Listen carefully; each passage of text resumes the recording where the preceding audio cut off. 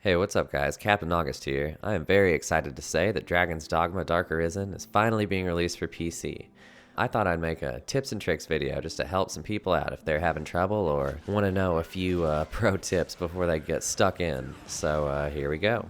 First on the list, Dragon's Dogma is a very, very long game. It actually isn't over until the end of New Game Plus, and then there's all the DLC to do twice and the post-game content. With that in mind, take your time creating your character and your pawn, because you're going to have to be looking at them for like 200 hours, if you want to really complete the fuck out of Dragon's Dogma and love it like I do. No one wants to have regrets about what their character looks like.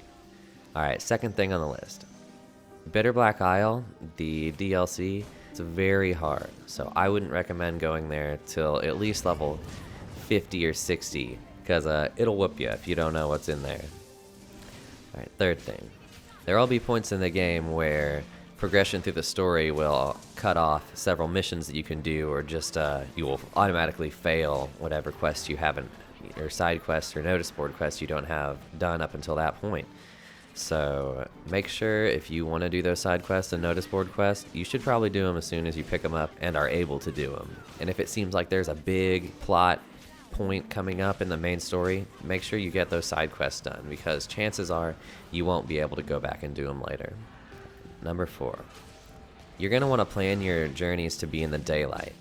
When it gets dark in Dragon's Dogma, the world pretty much just goes to hell. There's gonna be way more powerful mobs, huge monsters, really fucked up shit that wouldn't be there during the daytime. So, if you're low level, they'll whoop you. With that in mind, before, each mission, I would make sure to rest at the inn, and so you start at the morning. And also with that in mind, the inn in Cassardis is a lot cheaper than the inn in the main city. There's inns in several cities or whatever, but the town you start out, that'll be the cheapest inn, so you might as well just always go back there to rest no matter what. There are chests and even gather piles around the world with really good weapons in them. There's a chance for you to get these equipments when you open the chest or gather from the pile. I would say if the game was giving you enough trouble where you're thinking about quitting because you're so frustrated, I would say to go look up where, a good weapon is around your level, and you can save before you open the chest and then reload it as many times as you want until you find what weapon that you want. Alright, fast travel. Something everyone hates about Dragon's Dogma, but it's something that I love about Dragon's Dogma.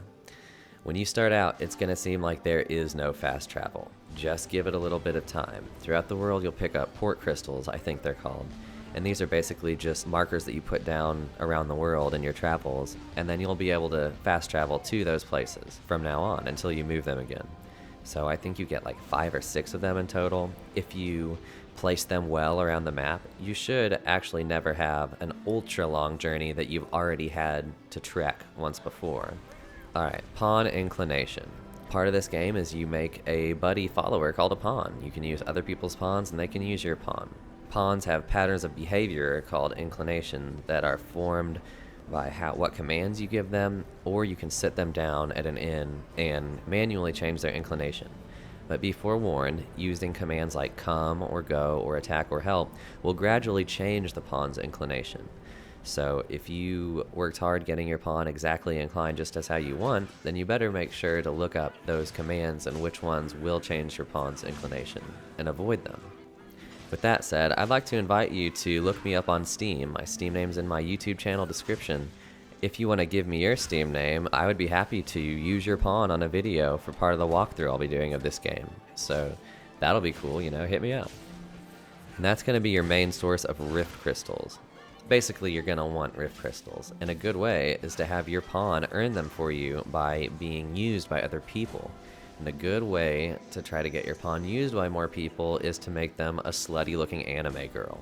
For reals though, no one ever rents anyone except slutty anime girl pawns. Now I'm going to talk about the best place to level up your character before post-game. There is one spot where there's an enemy that summons several smaller enemies, and you can kill them over and over and over again to level up quickly. And these enemies scale with your level. So at any point during the game, you can always come back to this one mob and get decent experience fighting to level up. There's a really good video on how to do this. I'll leave a link to it in the description of this video. This is just a general piece of advice, and I'm going to try to be spoiler free about it. Get the gold idol.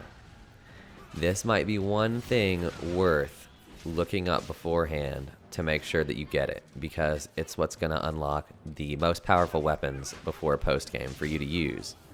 So I won't say anything more than that, but if you are one who does like to have the best weapons you can get earliest, like I am, it might be worth looking up. Now when you start out, you're going to start out with a rusty weapon, whether that's a rusty bow, sword, or what have you. This is actually an extremely good weapon because it is one of the only, if not the only bow that inflicts a debuff on enemies. It actually makes them move extremely slowly. So this, of course, while not doing very much damage at all, will be very useful for just slowing down big enemies. There aren't a lot of even bosses that are immune to it, so. Which brings me to my next point, explosive arrows. Explosive arrows are OP as fuck, and you're going to want to get a lot of them if you have a class that uses a bow. Throwing an enemy off a cliff is a legit way to kill them. I do it all the time. Instead of hacking at them for 5 minutes, just toss them off a cliff and they die. Alright, this could be counted as a spoiler, but it's such a basic thing that you definitely need, I'm just gonna say it. There's an eternal fairy stone that you can pick up as soon as you get to the big city. You'll just be able to use that to go to any port crystal anytime you want. So that's good. Alright, my final piece of advice is to take away your pawn's either main weapon or offhand weapon. For instance, if your pawn is a fighter, it's awesome to take away their shield and just leave them with only a sword. They act extremely aggressively. I'm talking about like blink strike after blink strike, back and forth. It's crazy. And it's something that's pretty cool and it's worked out for me really well that I haven't really seen around a lot before. So I just wanted to get it out there. Like if you had a rogue pawn or whatever, you could take away either their dagger or their bow and see how they would act with only the one. And it's usually pretty crazy to see. They usually just go ham as fuck. And that's it. I hope some of this information was helpful to you, and I hope that you enjoy Dragon's Dogma just as much as I do. And also, for real, hit me up about that pawn thing though. I need the Rift Crystals, and so do you.